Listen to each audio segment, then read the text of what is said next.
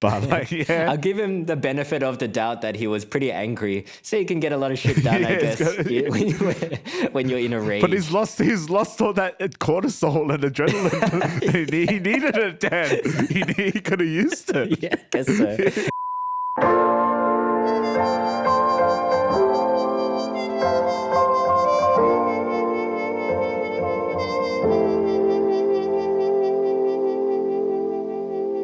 Let's do it. Let's get started. Let's go.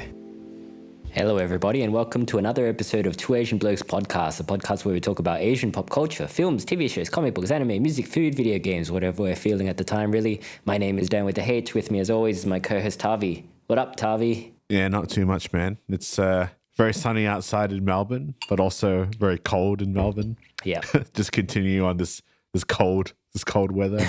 Probably like the coldest winter that I've felt in a while, but it's actually a pretty nice day. But yeah, how's Sydney? How's cold and wet? Cold and wet as well. Yeah, Sydney gets pretty not tropical, but it does cop a lot of rain. Well, it's more humid than Melbourne, isn't it? Yeah, it is more humid than Melbourne. Went out to buy some new shoes because my current shoes are not very waterproof, so I got a pair of Skechers. Oh yeah, pretty comfortable, man. Yeah, they got all this technology in them. I do need to buy like a proper decent pair of like walking shoes for later in the year. I've never really splurged You're gonna be doing a lot of that. on shoes before. Like I usually buy pretty low quality shoes. But there's a big difference when you spend a bit of money on shoes. Yeah, no, I'm not a big shoe guy. I don't have a lot of kicks, so I kind of wear the same shoes for like a couple of years or a few years, even if they're worn. I mean, but you'll buy a pair of New Balances if I use shilling them. Well, that was when I did need to buy shoes. I'm pretty sure I was on Instagram and IU was like shilling New Balance, like, oh, these look pretty good. So I bought some New Balance shoes. Yeah. But we're not here to talk about shoes, are we? We're here to talk about movies, big releases this episode. Pretty light on the news this episode, but we will be doing mini reviews for Trigger Warning, Axel F, before getting on to the main review of today's episode, which is Kill, Indian movie. I'll put time codes in as usual if you want to skip around. What do you want to do first, Tavi? Trigger Warning? Well, now we can talk about Beverly Hills Cop first, if you want. Okay, so you haven't watched Axel F yet. No, I haven't watched Axel F. So it will be a spoiler-free talk on my end. But you watched the trilogy, the Beverly Hills Cop 1, Beverly Hills Cop 2, and you are currently watching Beverly Hills Cop 3, although you've seen it before in the past. Of course. I've seen it it's the one that I've seen the most. Yeah, so it was on TV the most when we were kids. Yeah. Yeah. It's the most family friendly one, and probably the worst one in hindsight now. The worst one by like kind of like a fair way as well. Yeah. It's commonly regarded as the worst one. Yeah, it's evident because I think when I was growing up, because I hadn't watched the first two that much, and then I was so fond of the third one, and it's like I can't see how this is any like worse or better than the first two, because I think like the third one was great, and then I think rewatching it in the past couple of days, I'm like, oh yeah, there's a big difference. Well, I didn't realize the first one was a 1985 film. Did you know this? Yeah, I knew it was 80s. Yeah. 85, because like before watching Axel F, I read the blurb and it's like 40 years after his first adventure in Beverly Hills Cop, and I'm like, that can't be right. He's old, man. He's old. Yeah, he's old. Eddie Murphy's old. Yeah. Still looks good though. I do. Looking good for 60 plus or whatever. Yeah, very realistic that like 60 plus, 70 plus people are still cops running and gunning people, which I'm sure happens in Axel F. Yep. Which is like, that's kind of par for the course of a Beverly Hills Cop movie. There's usually an investigation, couple of action scenes, and then a massive shootout. Yeah, they're all pretty similar. And Axel F is no different, I think. I'll talk about it in a bit, but talking about the series, like what do you think makes the third one the worst? It's the family-friendly thing, probably. Yeah. It is. It's the writing, and it's a lot more contrived. Like, especially the inciting incident that leads Axel to Wonderworld. The captain gets killed. I'm just going to talk about this. Yeah, but like the fact that the cops, or I mean the security force that Alice, like, I'm going to talk spoilers for these three movies. Oh yeah, fucking old movies. I'm just going to I'm not going to talk about no spoilers for Axel F, but full spoilers for the Beverly Hills Cop trilogy. Because Alistair Walden is like fucking security crew, like go to shoot the mechanics at the start who just have a random dance number for kind of like no reason, but because it's funny. But it is funny. But like, why would you bring your own company's like towels to like a heist that you're trying to keep like quite secret? Not even his company. It's like the front that he's using to disguise himself. Just brings the branded merchandise. And it's just like, because like it is, because it's on the shoe on the other foot. It is a big shot that it's like, how can you go on such a hunch that maybe it's just towels that they got? Yeah, but it's like, cops go on hunches, like especially in this universe. And as someone that's doing highly illegal activities, you would just buy blank towels from any Kmart. So it's just there's quite a few plot holes, and there's a lot of scenes where there is just kind of I guess it's a bit Marvel-esque where they kind of don't let you kind of feel the emotion a bit, because there's a bit where like the captain is killed at the start, and that is like that's his main motivation to find Alistair Wald. But there's like this guy, and I'm not sure if this was intentionally funny or if this was just, I don't know, if they're trying to make it emotional. But there's this guy that's like singing Amazing Grace, but he's kind of really, he's not hamming it up, but he's really like overperforming. And then it just kind of cuts back and forth to sort of weird expressions from Axel, but it's not like he thinks it's weird, but he's sort of like wincing a little bit, but not really. But it's like, is that Eddie Murphy just like not acting properly, like crying, or is he supposed to be reacting to this guy that's singing Amazing Grace? Yeah, it's just kind of weird, where there's like the first two, I like a lot more of the 80s charm in the first two, because you can really tell it's from the 80s. Yeah. And the soundtrack's really like that synth 80 commercialism, I suppose, which kind of makes it more fun. Yeah. That Huey Lewis and the News sound. Yeah. And it's I think the jokes and Eddie Murphy's kind of, because he's basically just doing Delirious and Raw when he's like trying to get into places. It's just his fast talking thing, yeah. But it kind of makes sense. It's funny, but it's also moving things forward rather than like just stopping. So like, you know, he can dress up as a mascot and like push a kid into a pond. But that also being said, I find that scene really funny, because as a kid, me and my sister would always rewind it where the kid's like, "Lay, it's okie dokie." And then he's like, "I love you." And then like the big brother's like a jerk. Like, he's like, "Hey, Yoki, do the Yoki shuffle." And then, that's not right. That's not right. It's so good. It's not a good scene. It's like but this. It's and he does it really angrily. And then the kid's like, "Ah." Yeah. and he's because he's got like missing teeth as well. It's like, it kind of, because he's like he's a young kid, it kind of makes it funny. It's not a good scene, but it's still funny. And in the third one, there's these just little things that I remember as a kid that I would just like we would just really fixate on, just like little Axel Foley or Eddie Murphy mannerisms. Like there's the Alistair Wald, ladies and gentlemen. It's really funny when he like just comes in with a massive grin on his face, and Billy, Judge Ryan, is like, "Don't do it, don't." Out of the wall. There's a bit of that in Axel F. There's a callback to that kind of thing. It doesn't work as well as Alistair Wald, because Alistair Wald is just kind of a funny name as well to be Alistair Wald is I actually think, in my opinion, Alistair Wald and the John Saxon character are like the best villains, because they're the most frustrating to watch.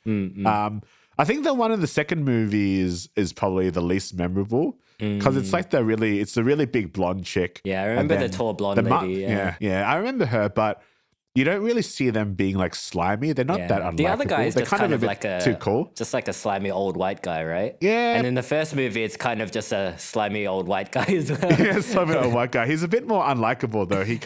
You kind of see him get away with more things. But Alistair Wald is just really funny because it's a funny name. Yeah. And the personal stakes is really high in the third one because like you see the captain who's like up my ass for the whole first two movies and then he gets killed. It's kind of high, but I don't know if they convey the gravity of that death that much. Because in the first one, like Axel's mate dies at the start, and you kind of feel that it hurts him a lot. But then in the third one, like Captain Todd dies, but he kind of gets over it pretty quickly. He's just kind of it's because the guy it wasn't helped by the Amazing Grace guy. It's weird. I'm not sure if it's just me, just like analyzing it too much, but I kind of found that scene just the funeral just weird. It kind of like went on too long, and I don't think it was played for an emotional beat, but it was played for laughs. Yeah. But the third one also missing Taggart. I like Taggart. Yeah, Taggart. I like Taggart's. Yeah. Taggart is cool. Taggart and Billy. Taggart and Billy's chemistry is good. He's really in the most recent one. I think they brought most of them back. Taggart, Billy, and Serge. Serge makes an appearance. Brendan Pinchot. Well, he's in. Wasn't Rings of It's what's that? That's the name of the song. Perfect Strangers. That's it. Strangers. So he's obviously in it because like he does a funny accent. Yeah, that's Gilbert Godfrey and Chris Rocker in the second one. Yeah. He's really funny. He's pretty funny. So I was pleasantly surprised. Yeah, because I don't remember the second one very much. And like I laughed a lot when he came on. Yeah. Rest in peace. Yeah. Funny guy. Iago. But yeah, Axel F, it's better than the third one. I liked it a lot, actually. Oh, okay. Yeah, I think yeah. It's like, it is what you think it's going to be. So it's like a nice warm blanket of nostalgia. I think they learned from the failures of the third one, and even though this movie is set like in the current day, it feels really 80s.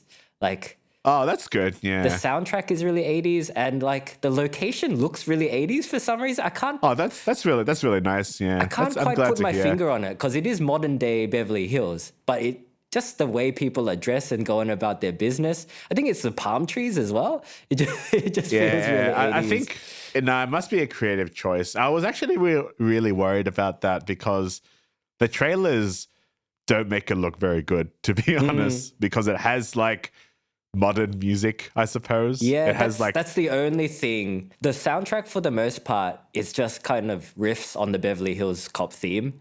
So like it's just the Beverly Hills Cop theme, and then if there's a sad moment, it's just a slowed down version of the Beverly Hills Cop theme. And then there's sometimes they'll sprinkle in that other song that they play a lot, that dun dun dun dun dun dun dun dun dun. I forget what that song's called. Yeah. I don't know what it's called. Yeah. You know that one? Oh yeah. So they have that one, but then like there's a bit towards the end of the film where they play like a contemporary song. It's called Here We Go by Lil Nas. And it's kind of there just to kind of modernize it and like something to put on YouTube, I guess, to market it. Yeah, it's just so, but it's really out of place, the new people. And it kind of took me out of it a bit. That's what I'm worried about. Yeah. Aside from that very brief moment in the film, it does stay pretty true to like the vibe of the original, of the first two films. Eddie Murphy is quite good in it as well. Like he does his typical. He's not tired. Yeah. No, he's not tired. He's still bringing the energy. Still looks really good as well. So he's doing all the action pretty well. He's got a couple of new like sidekicks to kind of bounce off, and they're not terrible. Like even though I usually push back on like younger people trying to enter these nostalgia movies, it's Joseph Gordon-Levitt and his daughter character, who is played by Taylor Page. They're pretty good as well. It feels like a Beverly Hills Cop movie, and it feels like a real movie as well, not like a Netflix movie. You know what I mean? Oh, that's good. Yeah, because it did have that little bit of like. It does feel like it's got that little bit of Netflix twinge when I watch the trailer. You can kind of see it in like the high action bits. So the bits where like there's vehicles crashing through stuff, and like. Sometimes there'll be a bit of like CGI smoothing in some of those bits, but outside of those bits where it's kind of just Axel doing his thing, it just feels like a police procedural basically. And it's like very predictable. Like as soon as you see the bad guy appear, you know he's the bad guy. I mean, if you took a look at the cast of this film, you can probably guess who the bad guy is in this. I think I have a feeling who the bad guy is. Just like yeah, but like that's a Beverly Hills Cop movie. You know, the bad guy is never a mystery. You always know who it is from the get go. And the joy of it is to see Axel kind of uncover, kind of derail the bad guy's plans, I guess. Yeah, that's fair. I'm looking forward to watching it from this little review. So I'll definitely watch it because I do really enjoy this series. It's just fun. It's a lot of the fun. Axel F song it's iconic. I'm surprised that Axel F was as good as it is. Because coming to America, I haven't seen it, but apparently it's not very good. I've heard it's horrible. Yeah, but I saw that this one was fairly highly rated, so on Rotten Tomatoes and IMDb, for like this kind of movie. So I was like, oh, okay, it's not bad.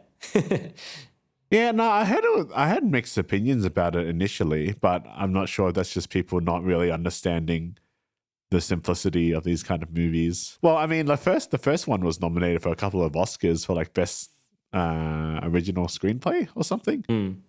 So it's interesting that like these are the kind of films that were getting the critical praise, because I guess it is like initially a very subtle commentary on like probably like black discrimination back then, because he's like a cop, but he's had like a rough background or whatnot. And Eddie Murphy was like hot property back then as well. Yeah. It's kind of subtle, but it's definitely not the main focus. Eddie Murphy is just like he is Axel F. Like no one, you cannot recast Axel Foley. It's impossible. Remember when they tried to make that TV show? Was it one of the Wayans brothers? I feel like. And Eddie Murphy played his dad, maybe, but he was dressed the same as Axel F, but he wasn't Axel F. I don't know. It's weird. Yeah, was not successful. Probably doesn't work. It's probably it's good, and I do like those action scenes, the big shootouts with the old 80s 90s bullet twangs. Yeah, they don't bring back that sound. That's another kind of gripe that I have. That's but I don't know if it would have worked in a contemporary setting with this aesthetic. Yeah. I just got to commit. Yeah, I think we need to bring that sound back because they did commit. It's just fun. Commit to the plot. Like the plot of this newest movie is like very predictable. 80s, yeah. Like you basically can see every plot beat coming. But that's why it's kind of good as well. Like I don't know, it's weird. It's comfortable watching. Yeah, and they don't really make films like this anymore, which I think probably helps. Yeah, that's fair. Do you know what is not a good recent Netflix action movie that I watched recently? What's that, Tavi? So Risky and I were hanging out the other day, and we had a few drinks, and we watched Trigger Warning, and it's the worst movie I've seen this year. I thought Atlas was, but Atlas is good compared to this movie. Okay, like you can say what you want about Atlas, about its boring plot and its unoriginal idea, but as a film, as an action film, it works on a level that at least some parts of it are entertaining and you can see what's happening. Trigger Warning is it is really bad on almost every level for a film that had access to a budget. And I don't mean this in a tone manner, but it is the darkest movie I've ever seen in my life. You mean visually? Visually dark, and it's not a mood thing. Like I don't know who made this choice. Yeah. Because the director of the film is an Indonesian one.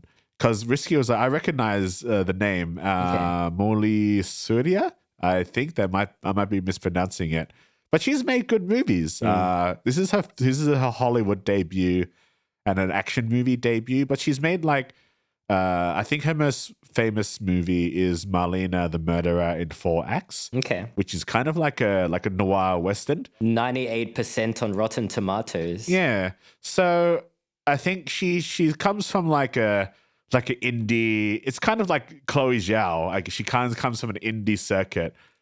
So she's got her break to make this film. Yeah. But like, it's just unfortunately really bad. Like, I gave this movie 1 out of 5, and I only gave it that extra half a star is because like I think Jessica Alba still looks hot in this role. Yeah. But that's the only credit I can give this movie.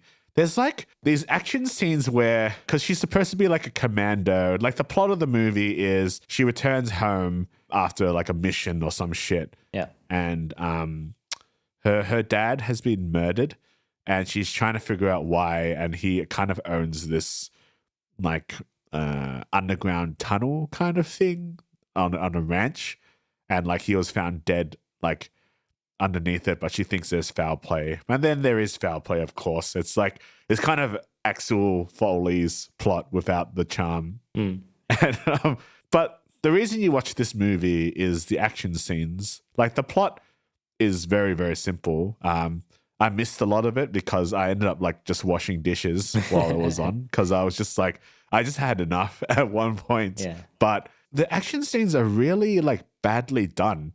And I don't know if this is to hide the fact that maybe Jessica couldn't do it, but there's scenes where like her character, the cuts imply that she's like teleporting, because the very first scene is like she's kind of they're kind of on the desert and her car gets flipped over and then the bad guys go to check it out. And then you kind of see her like the car's capsized and she's in the driver's seat. And then the guys go in, 2 guys, and one guy looks underneath like, where is she? And then it will cut to like a 2-shot of the bad guys, and she just like appears out of nowhere and just like tackles this guy in like a really quick edit. And it's a really funny edit, but it's really bad. There's so much of this like her just suddenly appearing, like almost like Batman style, but without establishing that she's kind of cool like Batman. Well, she is a special forces commando. But there's stuff that she does that is like very unspecial forces-y. But like this is also supposed to be a violent movie, yeah. Okay. But with the way that it's, you can't see anything. So I would like, what was the point of making it like it's supposed to be gritty, but just make it like a PG-13 action movie. You would get more eyes on it, you know. I mean, it was the number 1 film, so Netflix knows what they're doing. It's not and very highly rated on Rotten Tomatoes. No. It is just a very technically awful film, and the writing is really bad. Yeah. Like, I can't even remember. There are some lines that were said in this movie that me and Risky were just like, ooh, that's bad. I'm just reading some of these reviews. Judith A says, I do not know how this movie was greenlit. Everything was bad, from the plot to the script to the slow motion fight scenes. Awful. I would rather drag my bare cooch over hot concrete than watch this movie again. Yeah. Leslie says, a movie that offers nothing but mediocre everything. Mediocre story, mediocre action, and mediocre acting. Slow, predictable, and was just there for time to go by. Yeah, it's really slow for a film that is an hour 50 minutes. Like, I was so fucking bored. Like, I kept groaning to Risky. I'm just like, oh, I was so fucking bored. Like, this is most definitely the Netflix, maybe you can scroll on your phone and do something else kind of movie. Yeah. It's like, it's so bad. Like, I don't know how with the resources that you have, with a Netflix budget, you can make a film this technically bad. Just turn the dial on the light. Turn up the brightness. You know, I just want to see something. I couldn't see like jack shit. Yeah. I don't know whose decision it was, because I'm not sure. Like, I kind of want to give this director the benefit of the doubt that maybe it wasn't her choice, because like she's done good stuff, but I don't know. I feel like maybe it was her choice, and then maybe someone said, I don't know, this is a bad idea.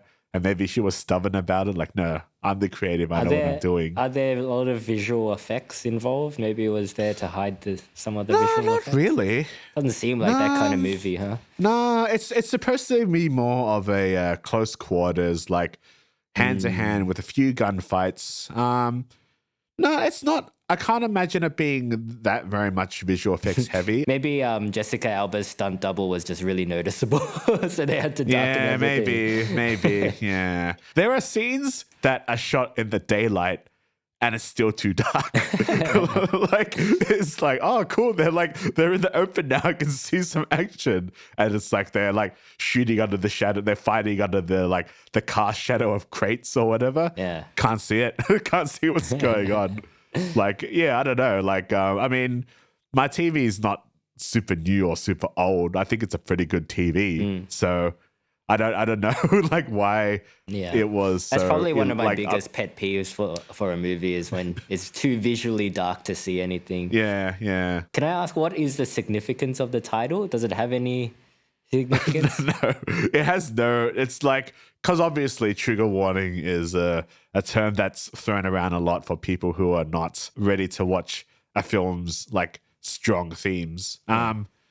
This movie doesn't have strong themes at all, unless you really are like the most sheltered Christian Protestant who has never seen an M-rated film. Yeah. Maybe you would, even by its MA rating standards, like this would be a film that our parents would probably let us watch without like much complaint. Like, trigger warning is just there for a marketing ploy, I think. It's just like, ooh, what is this? Trigger warning. But the trigger warning is literally that, I don't know, Jessica Alba has a gun at some point and she's going to come and get you. Maybe it's designed specifically for me because I'm triggered by very dark movies that I can't see shit in. Yeah, maybe. This movie is, maybe they made the movie for the blind or something. So, like, it doesn't matter. Yeah. It is an awful film. And it's kind of sad because I read like an article that the director was talking about all these things that she was inspired by. Like, I gave it this more Indonesian like look. I gave it this more Indonesian brutality and whatever. And I was influenced by this, and this.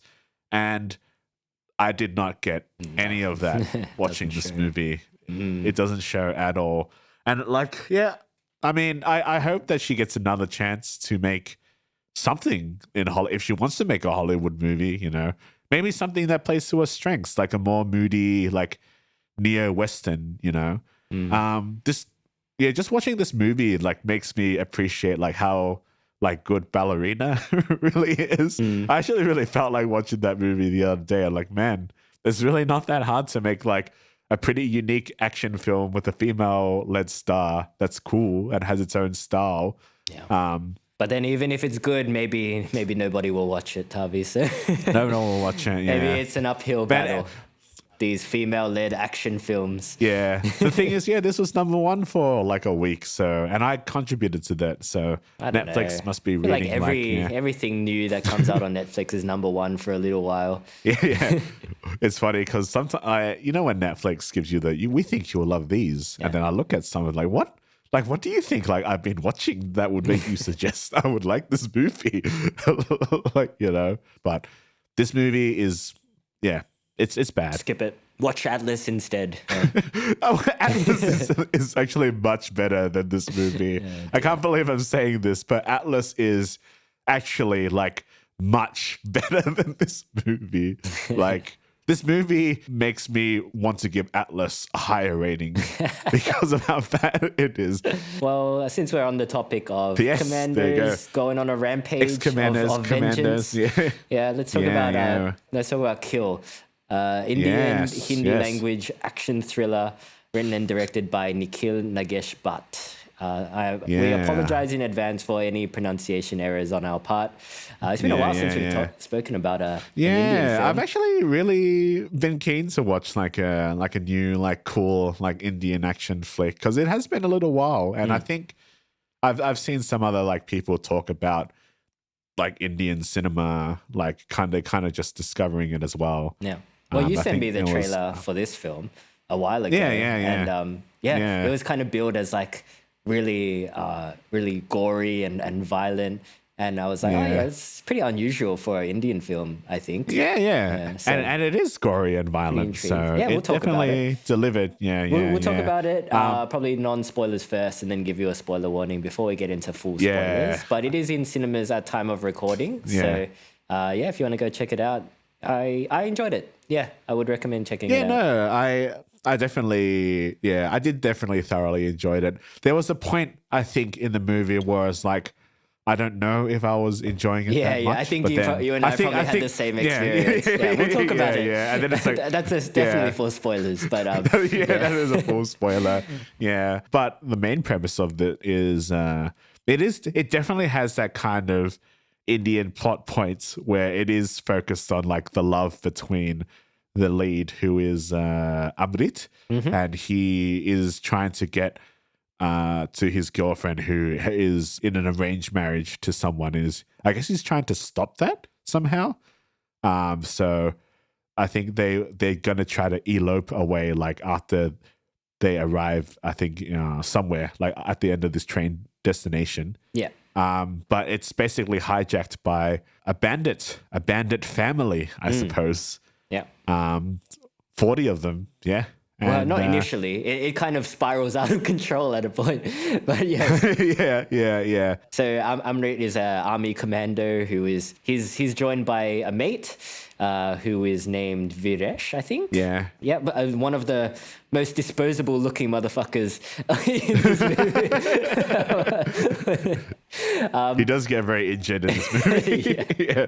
But he is also a commando. So the two of them are kind of like, on this train that's in this situation, trying to fight their way out, basically. There's kind of heads of the gang, but there is one main antagonist who does escalate everything to kind of force these commandos or Amrits to really lose his shit eventually. Because the movie is called Kill, and there is a lot of killing. And I overall enjoyed the fight scenes. I enjoyed the deaths. I liked how this is definitely the most violent Indian production that I've ever seen. Yeah. And it's probably, in terms of its fight scenes, it's got that, it's the like, most graphically violent, I would say. Yeah, like, we've seen pretty violent Indian movies in the past, but it's always like kind of cut away from any gore or anything like that. Yeah, it's all in the sound design kind of thing. Yeah, Triple R is a pretty violent movie, but it's not like hard to watch. It's not hard to stomach. Yeah, it's not knife through the face kind of violence, you know? It's not like slamming a fire extinguisher into a guy's head until it's paste kind of violence.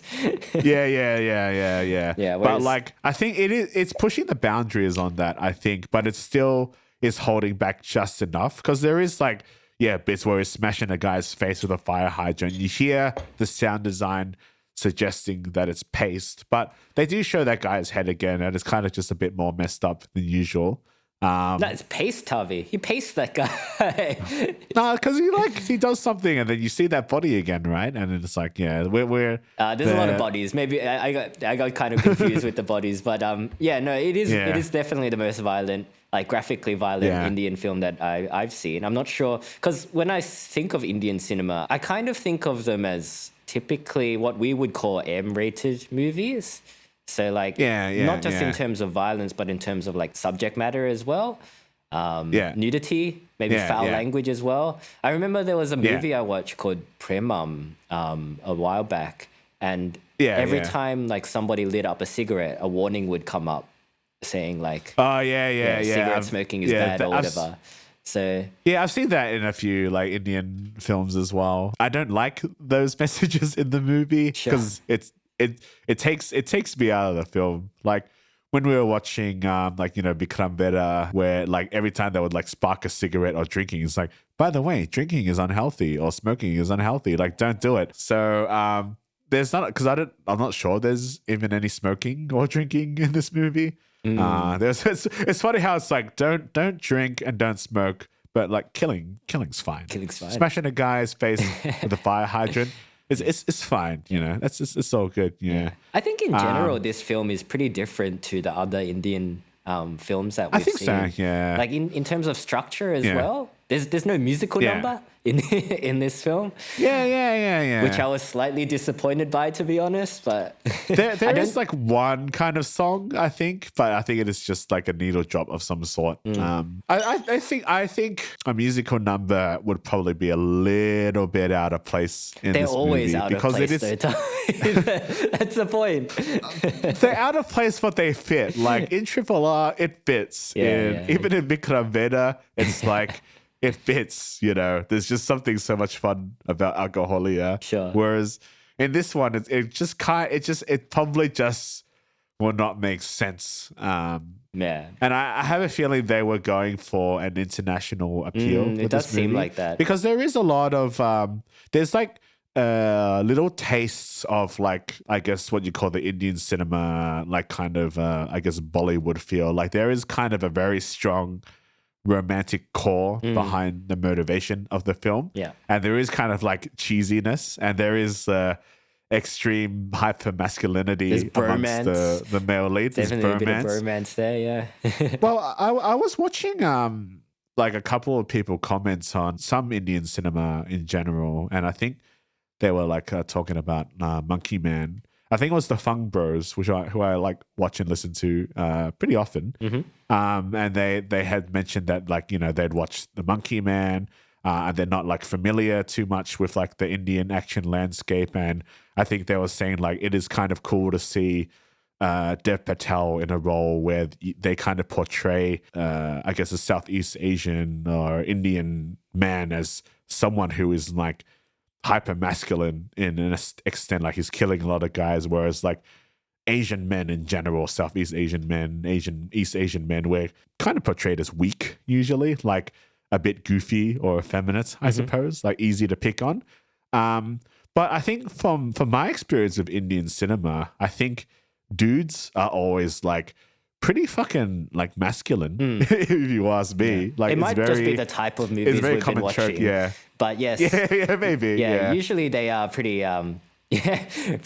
pretty manly. I mean, this guy Amrit is fucking jacked. Like he's got his shirt off at one point. Yeah, he's a good looking man. There's like this, yeah, he's a good looking man. There's a lot of thirst shots. It's like, that's he's you're not gonna fuck with this guy. Yeah, he's tank. Yeah, it's cool. Yeah. I noticed that this movie, it has a lot more of that, and Monkey Man had this as well. It has a lot more of that like kind of Korean knife close quarters encounters style of fighting, where it's stylized enough that it looks cool, but there's a groundedness to it. And I kind of realized this when we watched the credits, and that two of the action stunt coordinators and fight choreographers, one of them I think is an Indian guy, another one was a Korean guy. I've forgotten the name, but he's worked on like he did the stunts for like Parasite. Okay. He did the stunts for The Yellow Sea as well, if you remember that movie. Yep. So that's where like, I can kind of see where a lot of that like bone crunching, like face smashing probably would have come from if you've seen that movie. Yeah, even he's done a lot of stuff in Hollywood, yeah. Yeah, I mean the idea of knife wielding gangsters is definitely synonymous with Korean cinema. I feel like there's a little bit of like Indonesian vibe to it as well. Yeah, definitely. Yeah, it's definitely like hardcore. I'd say that for sure. Yeah. You know, I always love a good knife fight. And this is the second movie that we've talked about on this podcast entirely set on a train. But I do really like the setting. Just having it entirely on a train, very close quarters. It's pretty hard to film action as well when it's like this kind of enclosed. It's like where would you put the camera and stuff, and lens choices would be. It's definitely like in terms of its constraints of location, that it solves a lot of issues. Like they don't have to go that far, but to shoot like a lot of close quarters stuff like this, you'd have to have people who are literally moving walls in a studio, so you can get like the cameraman to move around, and you've seen it. Like in the Raid 2 where they shoot the toilet cubicle prison scene. Like there's guys like moving the walls. So I assume that they would probably have to do that. Because I'd guess that most of this would be shot like in a studio. For sure. Like, of course, you had to control it. But it's definitely like convincing. And I don't think there's only one part where it's like, I'm pretty sure that's CGI. But most of the fighting looks pretty like authentically practical. There's a lot of environmental damage. There's a lot of people's heads getting smashed into walls. A lot of head slamming. A lot of head damage. Yeah. I really enjoyed that. A lot of sound design. A lot of like little slices and cuts and, crunchy sound effects. The lead, Lakshya, I think his name is, the guy playing Amrit. He does a really good job. He's got an action background, so I assume he's doing a lot of the stuff himself. Okay. Yeah. It looks like it. I think he looks like he knows what he's doing. He definitely looks the part. And a lot of the shots are wide, and I think the fight scenes are edited pretty well. They're still like a bit frantic, but I think, you can see the action, and you can see that it's him doing it. Yeah. So it's obviously showing that he can fight. And so something that's kind of interesting in this that I thought was good, but then also mixed at some points, is that there is a lot more of an emphasis on the bandits who are a family together. So when there is like a death of like one of the goons, there's often like a real stake, because they would like yell at their name, like, such and such is dead, and they'd be quite sad about it. Like, usually in these kinds of films, it's kind of like faceless goons, right? Like The Raid is an apartment building, but they're all kind of just working for this guy, right? There's no emotional, no emotional stake in it for them. But you're right. This bandit team is a family. Like, they're all like an extended family. So there's a bit, without going into full spoilers, there's a bit where like Amrit tries to rattle them by like stringing up the corpses of the guys he's killed, like throughout the train carriage, and like the family is really scared, but they're trying to get through this train carriage, and all these bodies are hanging there. And every time they come across one of the bodies, they know the guy. They're like, Bechan, Pilas, Bedu. I thought that was kind of cool, but you feel for them, man, because they're like, a lot of them don't really want to be there, but they're kind of due to circumstances, they're kind of compelled to be there. And a lot of it is kind of like because of familial ties as well. Like, they don't want to let their uncle down or whatever, so they can't kind of bail on him. I think they do spam it a bit though, because then there was a point in the movie after they've cried like for the third and fourth time. And I watched this movie with a group of friends. Well, we watched it with Nat and Boone. And then Nat was saying like this movie was just like, he kills someone and then they cry over their bodies for like 5 minutes. And then he kills another one and they cry over their bodies for like another. They do that a lot. And I think it kind of overstays its welcome in that sense, in a pacing wise manner. Because I think the thing about this movie, and I think what is pretty general in the Indian movies that I've seen, is everything is very clearly telegraphed, and like everything on how you're supposed to feel is very telegraphed. It's very cinematic, It's not like it's not subtle. It wouldn't happen in it's melodrama. Yeah. Basically, it's melodrama. Yeah, and I kind of grown accustomed to that now that I've like watched. Like, I guess now a fair share of Indian movies now. I think the movie that probably does it the best, that is the most natural that we've seen, is Gangs of Wasseypur. But like this one, like even just all the scenes between him and Amrit and his love interest, who I've forgotten her name. Tulika. Yeah. They're kind of like quite deliciously cheesy. Yeah. Like there's like flashbacks of her like being like super sweet and stuff, and like feeding him chocolates or whatever and going on dates and stuff. And like it's actually like very enjoyable to watch, but it's not like there's no two ways to interpret it. Yeah. Even the villain, the ending, even the villain Funny is like, yeah, you know what he's about. You see him. You know what he's about. It's just, a bit of a weasel.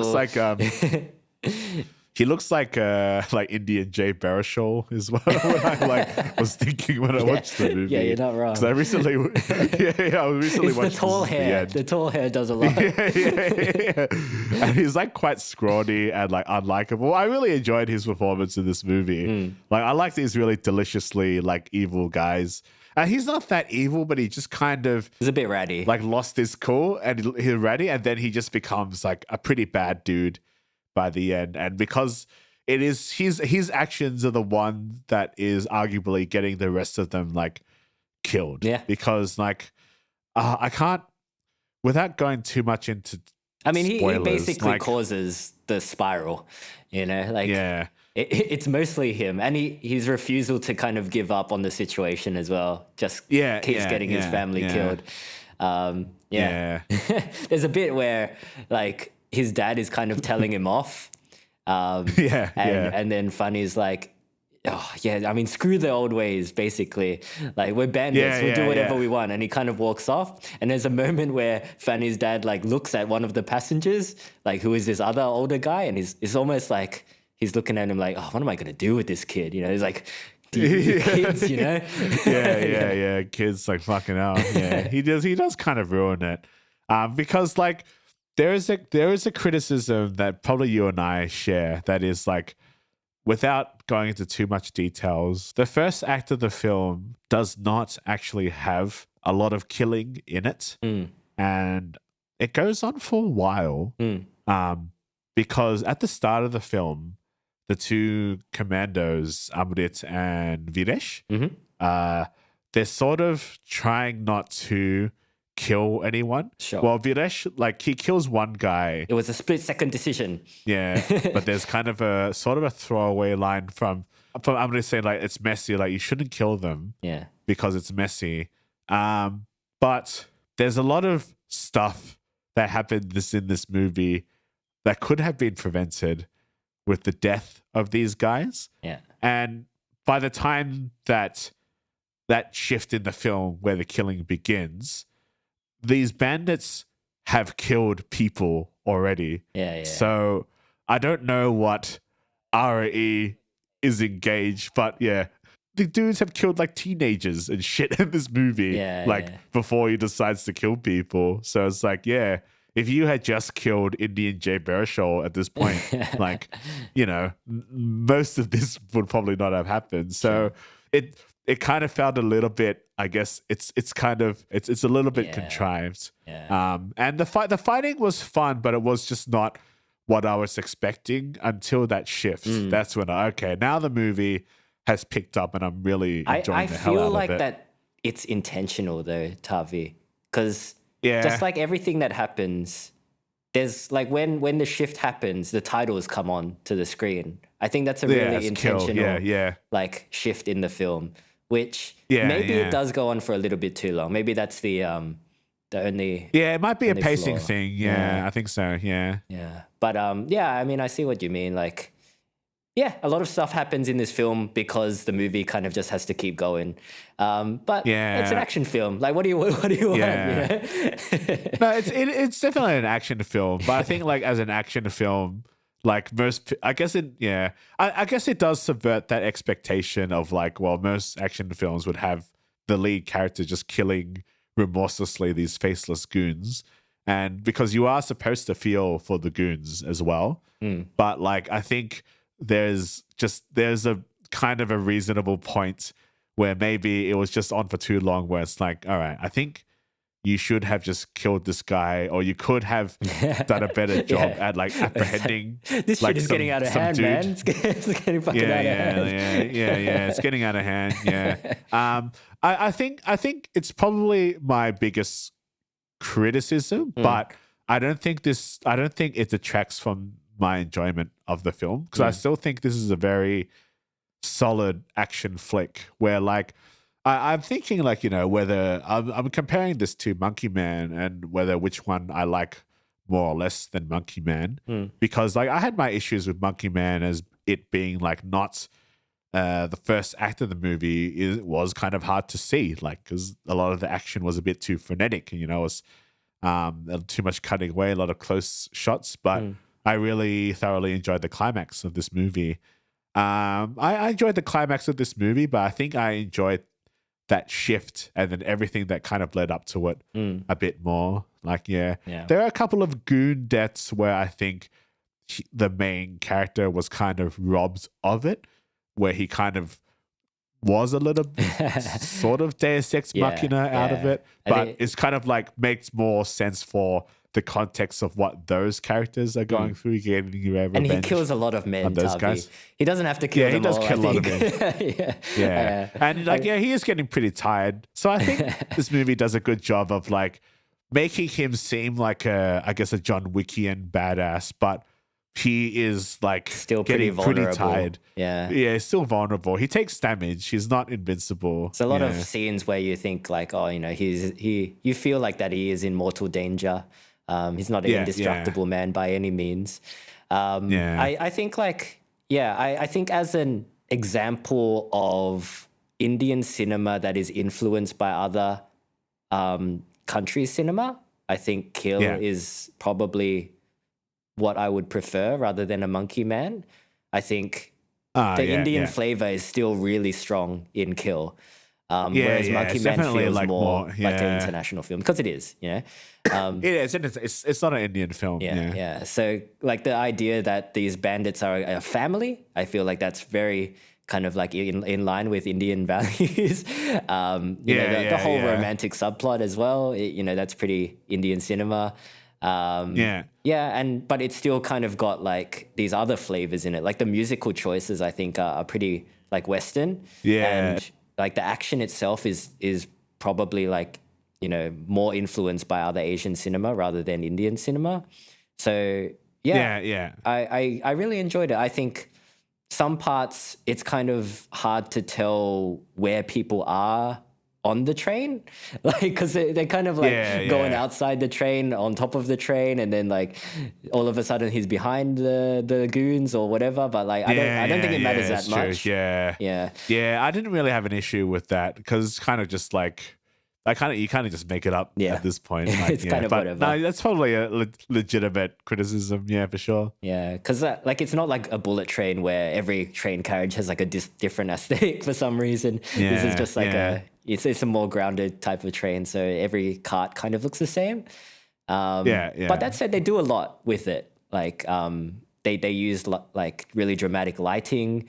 The corpses being strung up as well, They want to use so much energy, like putting those corpses up. I don't think it was like worth 8 it. guys. It's like, man, you might have been less tired in the climax if you were tying up 8 humans. He was angry, A human body. He was angry. A human body is fucking heavy, man. A human body is fucking heavy. Yeah. And these guys don't look like the fittest dudes either. Like, so like they would have been like, oh fuck, man, this guy's fucking heavy. Like, Because like, I thought I thought he just strung up one of them as a warning, but there's like a train carriage full of them. I'm like, man, that would have taken ages. Yeah, like in a real world logistical matter, that's not feasible. In a dreamy movie, cool film cinematic vision, it looks fucking cool, and it definitely like adds to the family's like distress and the family's vulnerability as well. But like, I'll give him the benefit of the doubt that he was pretty angry, so you can get a lot of shit done. I guess when you're in a rage. But he's lost all that cortisol and adrenaline. he needed it, Dan. He could have used it. Yeah, I guess so. I guess you're right.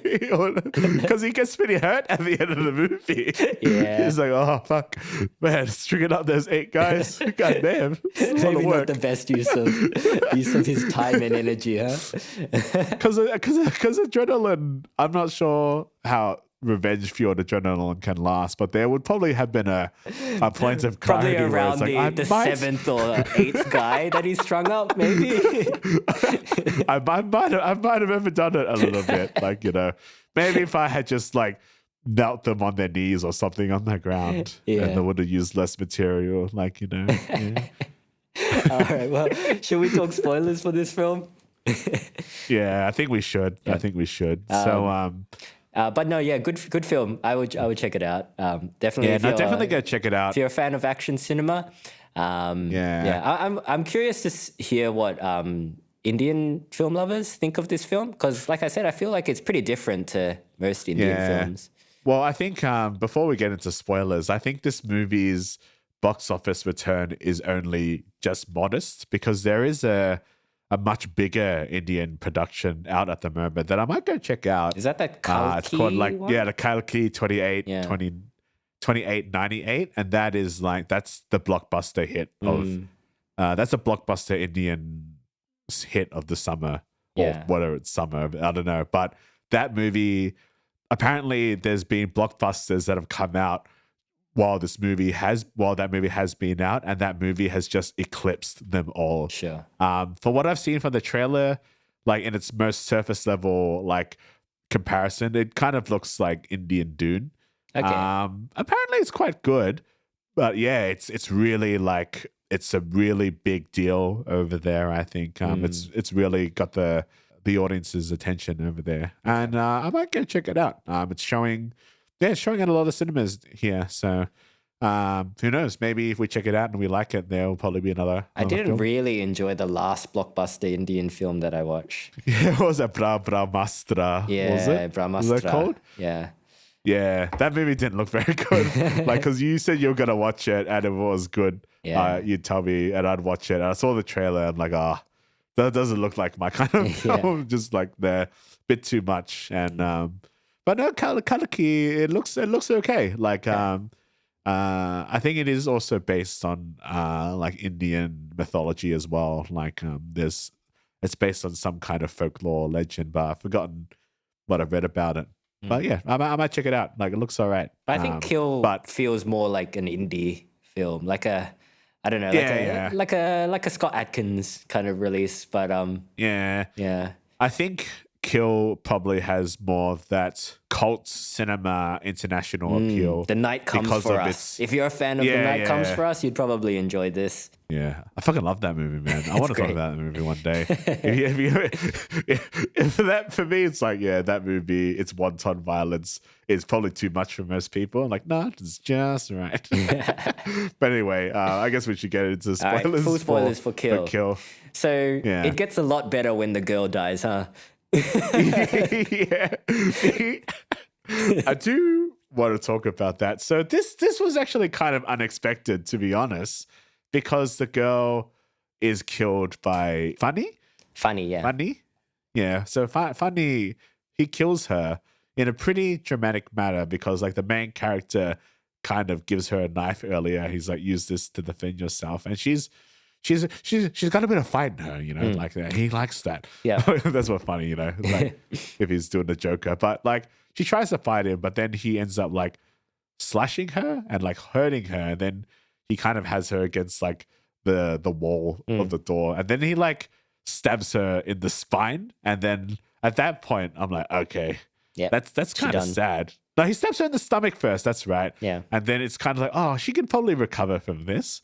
And then that's when she like kind of pushes herself up against the door, and then she stabs her in the spine, and it's like, and then the neck. Okay, that's the kill shot. No, it's not that. Then it's like the waist. I feel like he stabs her 4 times. Like my memory is that like at first I was like shocked. I was like, oh, that's like, oh damn, like I didn't want her to die.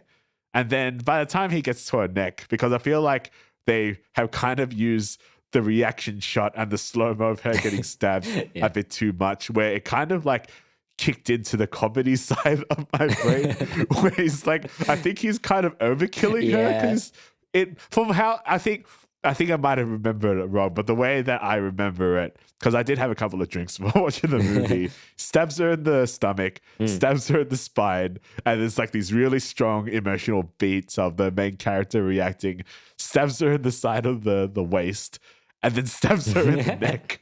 And then at the next stab, I was like, I kind of started laughing, which was like, it was kind of bad because it's a pretty sad moment. I was just like, I think they wanted to remove all doubt in the audience's mind that, this is happening. She's dying. Yeah, she's dying.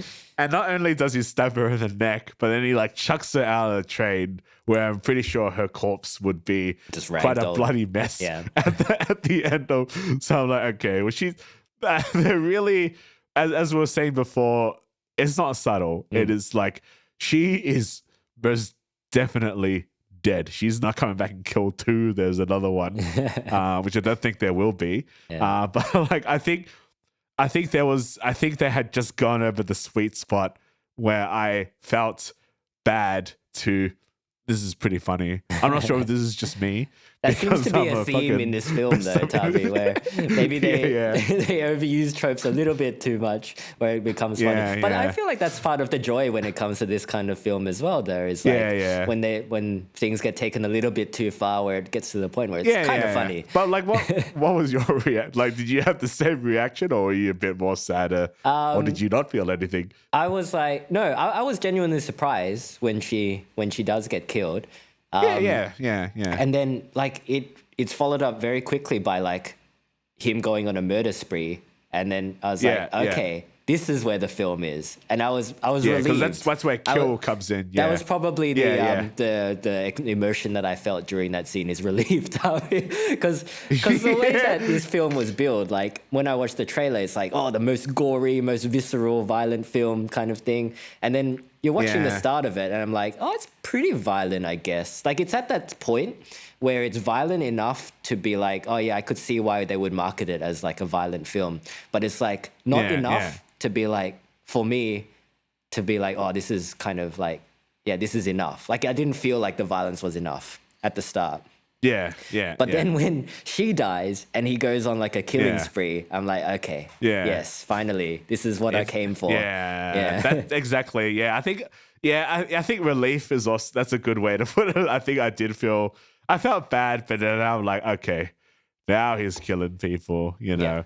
And I think they probably don't want you to linger on feeling bad too much, because there has been some film. Well, actually, it's kind of at the end of The Man of Nowhere, where it didn't actually happen, but they kind of imply that they like scooped out the eye of the kidnapped girl. And then that's when he goes on his killing spree. But that happens at the end, but it turns out that he doesn't. It's just like some other guy. And there's the really famous, like if Terry is listening to this, where we just keep saying strike quite often. Good film as well. Strike. People should check that film out. It was a great film, yeah. If you like which knife has fights. Probably been like the influence to many other films, like the underrepresented influences on a lot of action cinema. But anyway, like I found it kind of funny. I found because I quite enjoy melodramas. I think they're fun to watch, and I think it adds like an element of like you do get a sense that the characters are feeling something rather than like being snide about it or making a joke about it. But I think, and this might be my issue with like maybe some Indian cinema in general, is that the melodrama just pushes it over a bit too much, where I kind of lose my suspension of disbelief at a point. Okay. And as what we were saying about when the bad guys kept crying over their like fallen brothers, and then it's like, it's kind of like,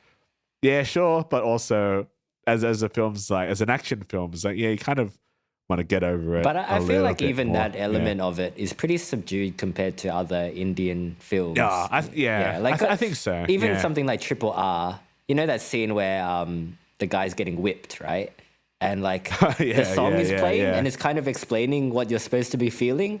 There's none of that in this film. There's none of that, it's pretty exposition light. It is quite restrained in that manner, and I kind of respect it for that. It's trying to do something different. I'm like as you were saying before, I wonder what the Indian audience would think. Would they think, oh, is this like a pandering film to like the West or something? Because you know, it's the same thing with Crouching Tiger, Hidden Dragon when that came out. Like, it was a critically lauded film, but then most Chinese audiences, maybe at the time, were just like, this is just fucking like Chinese exoticism for like Western viewers, you know? And like, I kind of see the point for that as well. I do enjoy those films quite thoroughly, but I've also watched like my fair share of, you know, Chinese indie cinema, which is actually really good these days. I might have said on a few other podcast episodes where I said, not sure how I feel about Chinese mainstream cinema, but there has been, I've watched a few like indie like Chinese productions, and they really do depict like China in a manner that I would see that it's not like it's realistic. Like, it's not always like the prettiest thing that you'll see. It's not super super glamorized, and they do encroach on some tough subject matters. But I think with this film, I think it's Indian enough. I think it does strike a good balance. Yeah. But maybe that's just for us because we're not huge, like massive fans of Indian cinema. We enjoy it. I would say we're still dipping our toes in phase. Yeah. But I would be fascinated to know what a hardcore Indian cinema fan how they would feel about this film.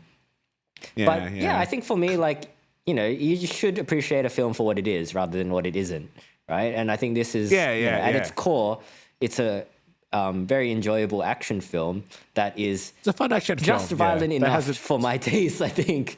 Yeah. I did enjoy the part where he lights the guy's dad's head on fire. That's it. That's I wrote down a note that just says Indian Ghost Rider. That scene was pretty cool. Yeah. I guess that scene leads up to the ending where Funny kills Viresh finally because he's like Viresh is like super injured, and the way you can't wait for Amrit to kill Funny because you really want to watch this character die because it's just been sassing Amrit. Amrit goes into rage mode twice. Once when he kills Tulika, and another time when he kills Viresh. Yeah. But actually, just a bit before that, there is another main a sub boss, I guess. Oh yeah, the really big tall guy. Yeah, the big bloke. Yeah. So that's the dude that actually gets probably the second closest to killing Amrit's almost at his full strength. Because he's choking him out at the edge of the train, and he's got his head dangling outside the window. Yeah. But that guy is just killed by a couple of old ladies who are pissed off that the guy killed his son. Yeah, they hit him on the head with a hammer. That's yeah. It's a death blow for sure. But in terms of I think I kind of wanted to see how he was going to overcome beating this guy. But it also makes sense because that narrative to those characters is that they're getting revenge for killing. They get a bit of closure. Yeah, they get a bit of closure. So it makes sense in that, and they're essentially killers at this point now. Which I think I'm not sure. He and Amrit had enough scraps to see what what they both could do. I guess I feel like when Amrit kind of broke his fingers, that's kind of he won that round, and then the big guy kind of he wins a round as well. Yeah, I don't know. I felt like it was fine. Yeah. But no, he does fight the main boss, which is Funny. And it's even because you just want to see him kill Funny so bad. Basically, but he's pretty injured. And then it's the super the trope of the scrawny ratty guy. It's basically the end of Gladiator, you know? He's fuck, just kill this guy. Just fucking kill him. And then he does. He slams, he smashes his toes. And he smashes his face in with his fists. Yeah, and it is very satisfying. I wish he kind of saw more of the pace. I think there's a bit of that. I think there's a bit of camera pointing up at Amrit as he's wailing on someone. Yeah, I have a feeling they shot it. It's just the sensors were just nah. Just a quick shot of Funny's head just being paced would have been enough. Yeah. I reckon. I think they were just nah, and I have a feeling that it's just the censorship. It's just, this is probably too much. I feel like, I don't know what the process of rating this movie over there is, but I think they were probably just really skating the line of what is acceptable. They would have shown it in The Night Comes for Us. Yeah, they would definitely. I wonder if there is an unrated internet. I wonder if, because when I Saw the Devil came out, a lot of the violence in that movie was cut for the Korean release, but then the international, and I think we've said that in our I Saw the Devil episode, the international version has all the violence, and it is just that extra grisliness. I always talk about the the splitting of the Achilles heel, followed by the fluid coming out, and still that still gets me like, oh damn, that's rough. But I wonder if there is something on the cutting room floor where his face is pasted, because that would have been cool to see. That would have been that just extra touch of satisfaction. Yeah, that I almost came to expect it. Yeah. You know, because usually they would show it if they're going. I think they went far enough with the violence that showing that wouldn't have made that much of a difference. Surely, a guy gets a knife to his like mouth, and then it gets kicked in further, and then he strings up the corpse, Darby. Like a knife sticking out of his mouth. Yeah. I guess maybe it's like too much. There is actually. I think I might have mentioned it. But there was a pretty violent Indian film that I saw on Netflix. I forgot the name of it. I think it's called Psycho Raman or something, like Raman, Psycho Raman. Okay, and that movie is pretty violent. It's got some pretty like strong themes to it as well. Wasn't Chup pretty gory as well? Yeah, Chup was pretty violent, but I don't remember it being like especially grisly as much. Okay. There was some funny violence in that movie, like some melodrama that kind of took it out for me. But I think in terms of just frantic, visceral, high impact violence, this is probably the most that I've seen come from Indian production, and I welcome it. I want to see you guys get even more like depraved. Just go for it. Yeah. And it works well with the choreography as well. I think we haven't really talked about that much, but the choreography is pretty on point. And it works well with like this level of violence, this level of impact. This kind of, I think I mentioned this kind of Korean. It is pretty much like Korean, Indonesian style kind of violence, and I love this kind of action choreography in films. And I like how it still feels kind of organic to the Indian setting as well. Like Funny fires a gun at one point and it only has one shot before it just blows up because guns made in the countryside suck, as we learned from Gangs of Wasseypur. And in Ballerina as well. The police are like a genuine threat to the criminals because they have like muskets. Aren't those motherfuckers like asleep?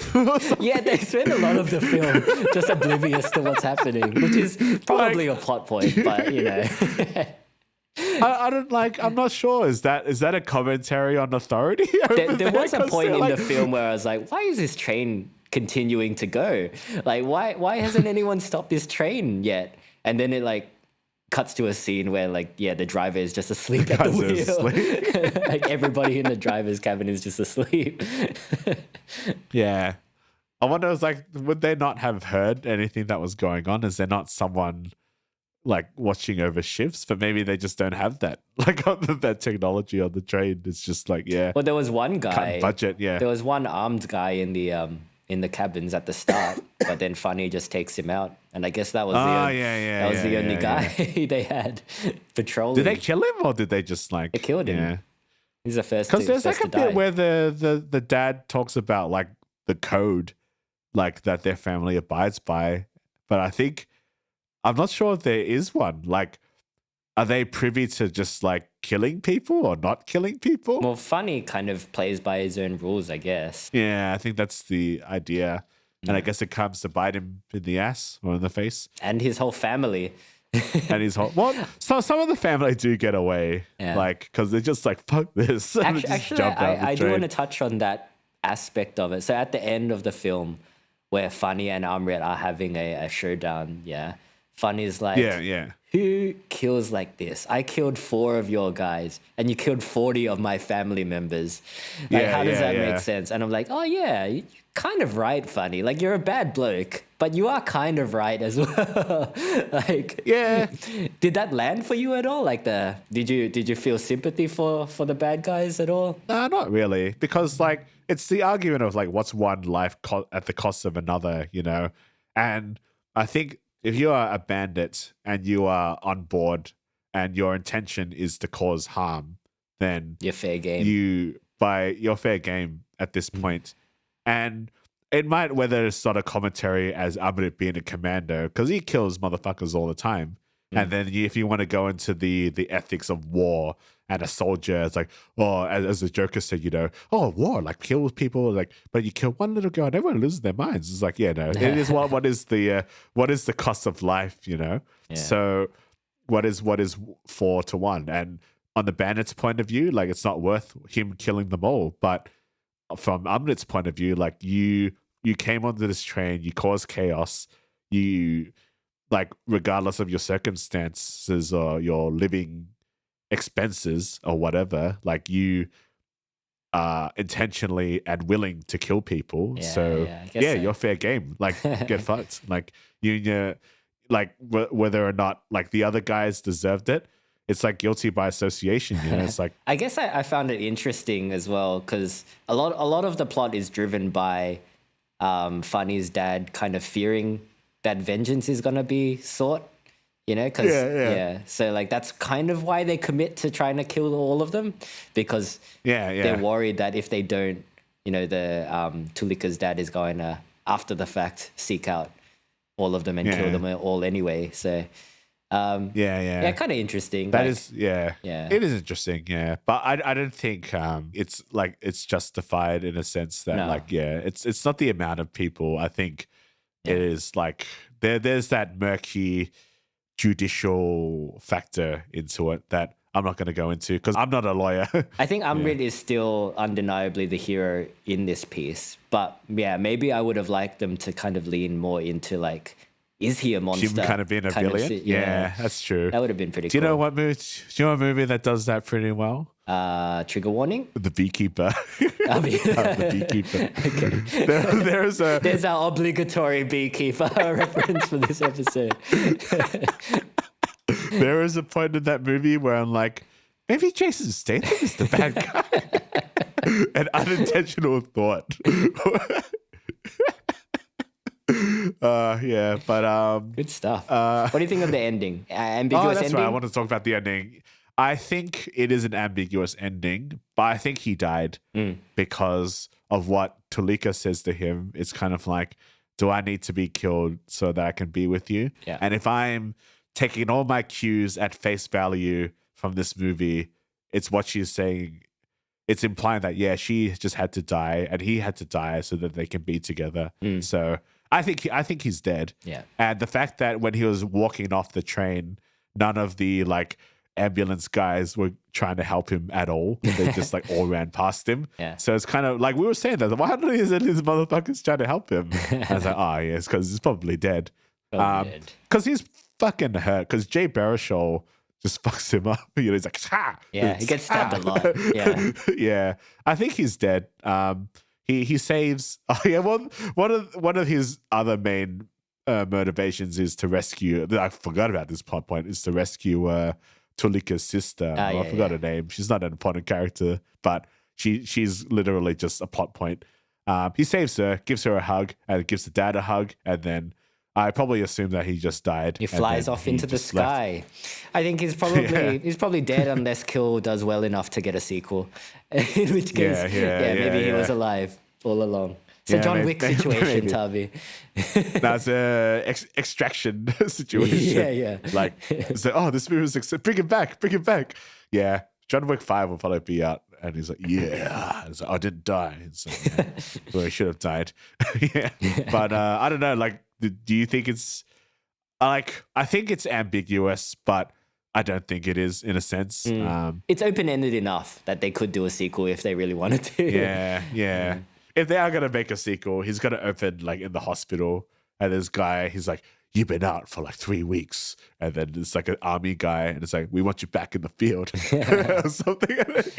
And then, like, it's that'll be it. And then he needs to get onto another train. Yeah. Or maybe he gets on a ship. Or a bus. Kill 2, cruise control. Would they get, like, Indian Willem Dafoe? It's Willem Dafoe is a bad guy in second one. It is Willem Dafoe, yes, you're correct. And they recast Indian Jason Patrick. Because, I have seen Cruise Control. It's just very forgettable. Like, but I'm not sure if I've got much more to say. Yeah, I think that's all we've got on Kill. I had a good time, man. especially after that girl died. A lot of fun. That's a quote. That's gonna be I had a lot more fun when the girl died. You can't put that in you can't clickbait that because that's a major. But that's gonna be in the dictionary or whatever it is in 100 years. It was a lot of fun when the girl died. But guys, what did you think of Kill?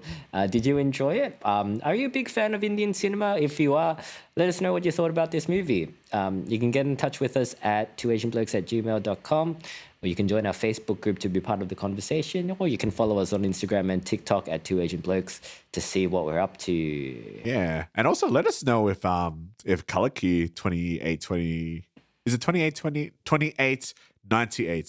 Yeah. I keep thinking of Cyberpunk, but let us know if that movie is any good, because you and I, we may go watch it, because I think it's going to be in the cinema for a little while. Yeah. I think it's a pretty successful film. Yeah.